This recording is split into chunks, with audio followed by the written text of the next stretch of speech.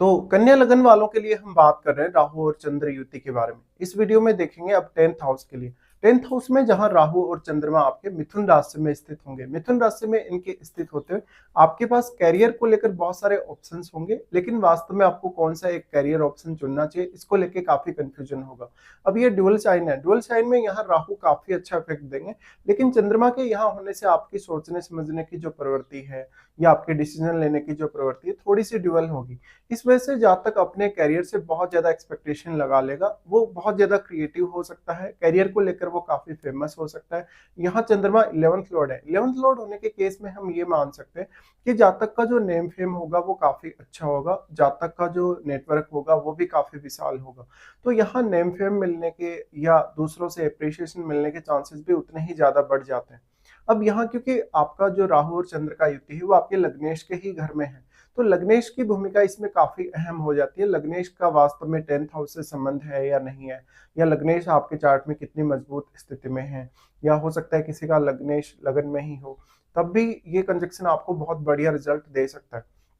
लेकिन ऐसे कंजक्शन की वजह से अक्सर आपके करियर में कुछ उतार चढ़ाव अवश्य आते रहेंगे, कुछ ना कुछ बदलाव अवश्य होते रहेंगे। उन बदलावों को आपको झेलना पड़ेगा। साथ ही साथ शुरुआत में आपको ज्यादा मेहनत करने की आवश्यकता पड़ेगी जब आप लगभग 28 की एज तक होंगे, लेकिन जितना ज्यादा आपको सफलता मिलेगी उतना ही ज्यादा आपका जो कहीं ना कहीं आपका करियर को लेकर ऑब्सेशन है वो बढ़ता जाएगा, और जितना ज्यादा ऑब्सेशन बढ़ता जाएगा उतना ही ज्यादा आपका कहीं ना कहीं मानसिक रूप से जो स्वास्थ्य है वो प्रभावित होगा।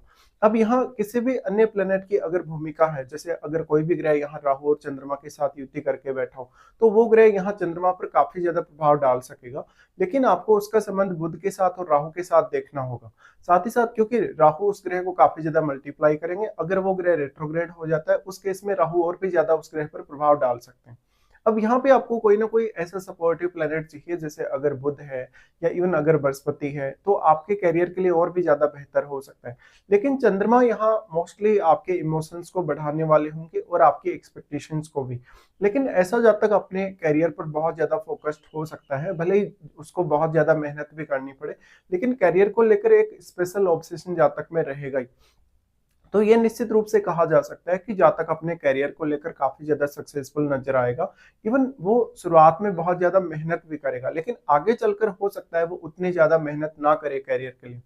ये कंजक्शन की वजह से अब आपके जो अन्य ग्रह हैं उन पर भी प्रभाव पड़ेगा कहीं ना कहीं, क्योंकि यहाँ राहु जिन जिन भावों पर दृष्टि डाल रहे हैं उन भावों में जो जो प्लैनेट्स होंगे उन पर राहु अपना प्रभाव डालेंगे। साथ ही साथ यहाँ पे जो भी ग्रह राहु और चंद्रमा के साथ स्थित होगा उसका प्रभाव चंद्रमा पर बहुत ज्यादा गहरा होगा। लेकिन क्योंकि चंद्रमा 11th लॉर्ड है, उस केस में आपको आपके करियर से बहुत ज्यादा एक्सपेक्टेशंस होंगी, बहुत ज्यादा इच्छाएं होंगी, नेम फेम पाने की इच्छा तो होगी ही, साथ में करियर में तेजी से आगे बढ़ने की इच्छा भी आपकी होगी। अब ये क्योंकि चंद्रमा यहाँ इमेजिनेशन के कारक है, इमेजिनेशन के कारक होने के साथ साथ ये जो साइन है वो कम्युनिकेशन को दर्शाता है, तो ऐसे जातकों में स्किल्स बहुत ज्यादा हो सकती हैं। इवन जातक बहुत ज्यादा टैलेंटेड हो सकता है, इमेजिनेशन अच्छी हो सकती है, जातक की क्रिएटिविटी बहुत अच्छी हो सकती है।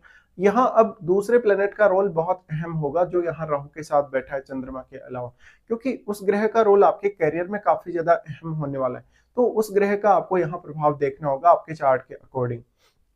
इसके साथ ही अगर हम देखेंगे दृष्टियों के हिसाब से, तो राहु सबसे पहले आपके सेकंड हाउस पे दृष्टि डालेंगे। सेकंड हाउस पे जब भी राहु दृष्टि डालें तो यहाँ वो शुक्र के घर पर ही दृष्टि डालेंगे, इसलिए राहु यहाँ काफी अच्छा करेंगे, लेकिन वो परिवार से आपको उतनी ही ज्यादा अपेक्षाएं देंगे और कुछ इमोशनल इश्यूज भी। यहाँ कभी कभी जातक को अपनी अर्निंग्स को मेंटेन करना आसान नहीं होता, और इवन जातक के खर्चों को भी। तो यहाँ आपको काफी अच्छे से प्लानिंग करनी होगी। साथ ही रिश्तों को लेके ऐसा राहु आपको काफी इमोशनल करेगा, और कभी कभी आप अपने निर्णयों को लगातार बदलते रहेंगे, क्योंकि आपकी एक्सपेक्टेशन जब भी पूरी नहीं होगी आप अपने निर्णयों को तेजी से बदलेंगे। तो यहाँ थोड़ा सा स्टेबिलिटी की कमी रह सकती है शुरुआत में, लेकिन बाद में जाके आप थोड़ा ज्यादा मैच्योर हो जाएंगे। राहु की दृष्टि जो वाणी स्थान पर पड़ रही है, ऐसा जब तक कोई बहुत बड़ा फेमस पर्सनैलिटी हो सकता है, कोई बहुत अच्छा वक्ता हो सकता है, कोई अच्छा काउंसलर हो सकता है, दूसरों को बहुत अच्छे से इंस्पायर करने वाला या गाइड करने वाला हो सकता है।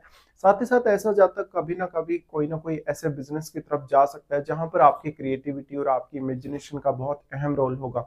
लेकिन क्योंकि चंद्रमा यहाँ अब राहु के साथ ही है, राहु के साथ होते हुए जब राहु की दृष्टि वाणी स्थान पर पड़ेगी तो जातक की वाणी का प्रभाव दूसरों पर बहुत गहरा पड़ेगा। जातक अपनी बातें मनवाने में भी काफी माहिर होगा, और दूसरों के ऊपर वो अपनी पर्सनैलिटी का और इवन अपनी वाणी का बहुत गहरा प्रभाव डालेगा। तो इस वजह से आपको वाणी से रिलेटेड किसी भी काम पर ध्यान देना चाहिए जिसमें आप अपनी क्रिएटिविटी यूज कर सकते हैं या आप अपना इमेजिनेशन ज्यादा से ज्यादा यूज कर सकते हैं। यहाँ पे फिर राहु और चंद्रमा दोनों का ही दृष्टि आपके फोर्थ हाउस पे आ जाता है। फोर्थ हाउस पे ये जो दृष्टि पड़ रही है उसकी वजह से जब तक कभी भी अपने घर पर उतना ज्यादा कंफर्टेबल नजर नहीं आएगा। वो अपने परिवार से भी काफी अपेक्षाएं लगा कर रखेगा, हालांकि जब तक अपनी जिम्मेदारियों को पूरा अवश्य करेगा, लेकिन हो सकता है छोटी आयु से ही वो अपने घर से दूर हो जाए या अपनी फैमिली से उसको दूर रहना पड़े कहीं ना कहीं। तो ऐसा जातक जो होगा माता जी के साथ थोड़ा सा मिसकम्युनिकेशन झेलेगा या माता जी के साथ थोड़े संबंधों में प्रॉब्लम्स कभी कभी रहती हैं इस केस में।